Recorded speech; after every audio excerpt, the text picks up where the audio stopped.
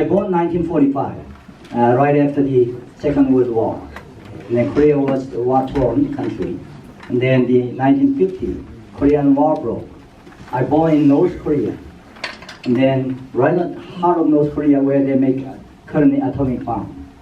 Then my father was working as an engineer in that Hungnam fertilizer chemical company where they made a bomb later. And then my father refused to serve for the communists. And then they captured him and then wired him with the rest of hundreds of people, shot them dead, everybody. He miraculously survived. He ran to the south, and then we had 6 people in my family left. Mother, grandmother, and then 4 kids. Me and my younger brother were there sitting there with a white coat, Grandmaster Joon P. He was about 3 years old, and I was 6 years old. And then we walked, and it was December 15th. It's cold like in Alaska. And we walked for miles and miles to Hungnam Harbor, where the U.S. military, United Nations military was having evacuation project by the General Edmund. And then he brought the ship to evacuate American soldiers who were captured and not captured, surrounded by the Red Chinese army. And then everybody escaped very, very well.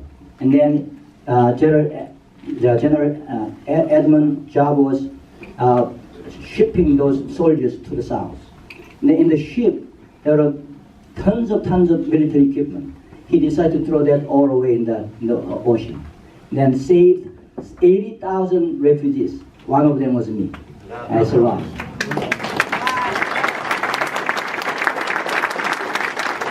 And then my brother, my mom.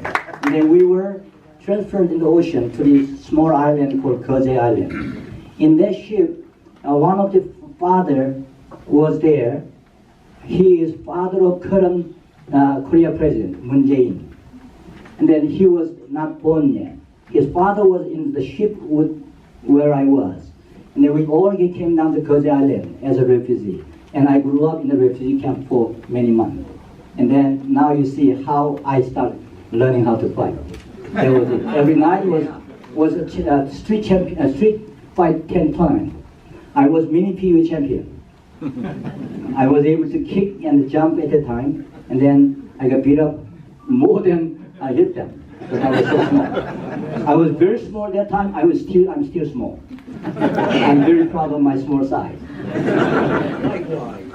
Anyway, I grew up in the refugee camp, and then we lived as a refugee and survived through Korean War. And then I learned taekwondo because one of the street gang kicked my head. He was the bouncer of the movie. He was asking me to go to the pole and bring down some tangled banner of the movie theater. I did it. I was climbing like a monkey. I couldn't untangle that. I came down and he kicked my head. And I was so mad, I went to the house and I called my uncle. My uncle was 30-degree black belt at the time. He just beat them all of them. That's the time that I started my traditional taekwondo training, 1956. I was 11 years old. That's the beginning of my life as a martial artist, and never had another job in my life. Still I'm enjoying. If I die and born again, I will still be martial artist. And because I want to see you again. So that's my short history of life. I came to this country in 1971. I was 26 years old. I had $25 in my pocket. I couldn't speak another word because Korea was so poor at that time. Eighth poorest country in the world. And then the country did not have money, so they allowed to the people who's going abroad take maximum $100 in their pocket. If you take more than that, you go to jail. That's the currency smuggling. So I came to the United States, Madison, city named Madison. I thought in the map, Madison was only Madison I saw was Wisconsin, Madison. So I thought I'm going down to Madison in Wisconsin. I landed in Madison, Indiana. That's why I'm here. They're right near the Ohio and Kentucky and Indiana.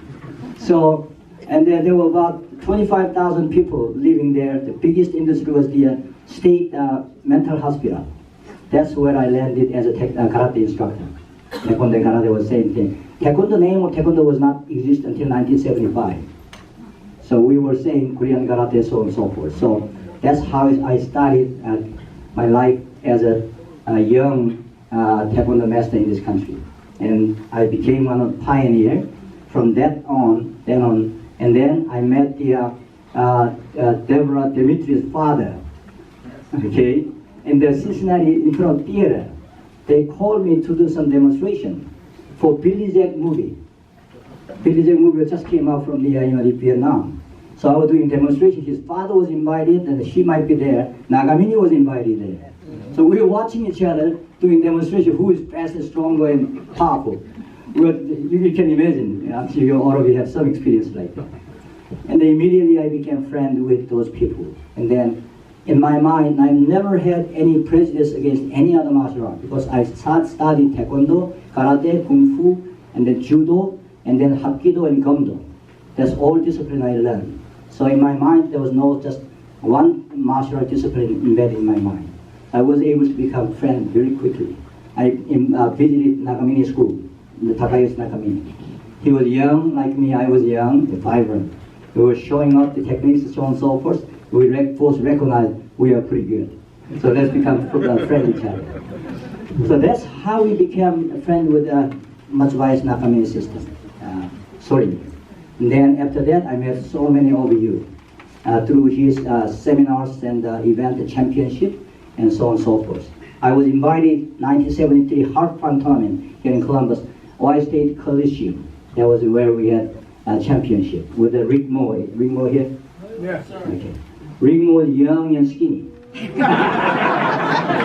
was moving fast like a lightning. He was doing the form F. And then wow, the American guys move so fast. I better be watch out, these guys.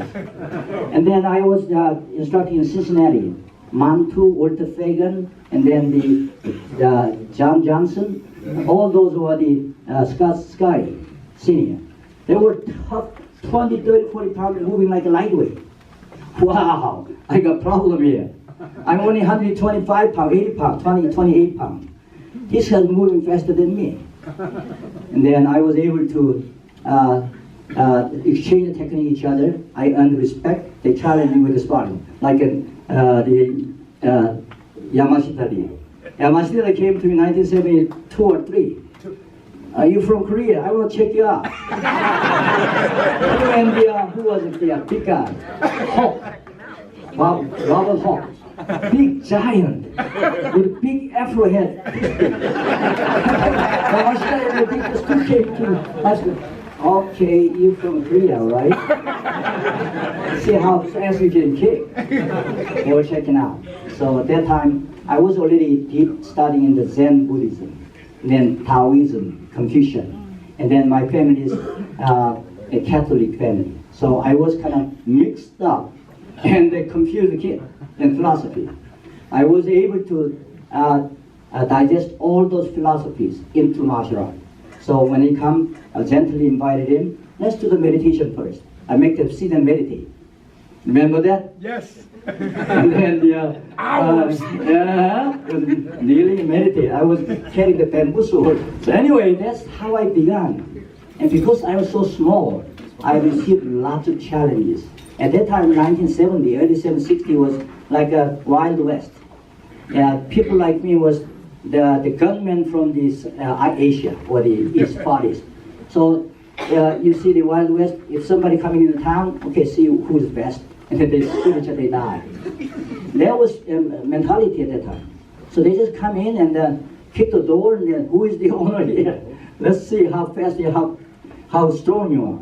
I had 8 challenges physically, and then I won them all, and they all became my students. Some came with a gun, some came with a knife, and they all became my students. Some of them, they are still my students. So that's my story of life as a young, vibrant master from Korea, 1971. I'm still young and vibrant, excited to see any single one of you.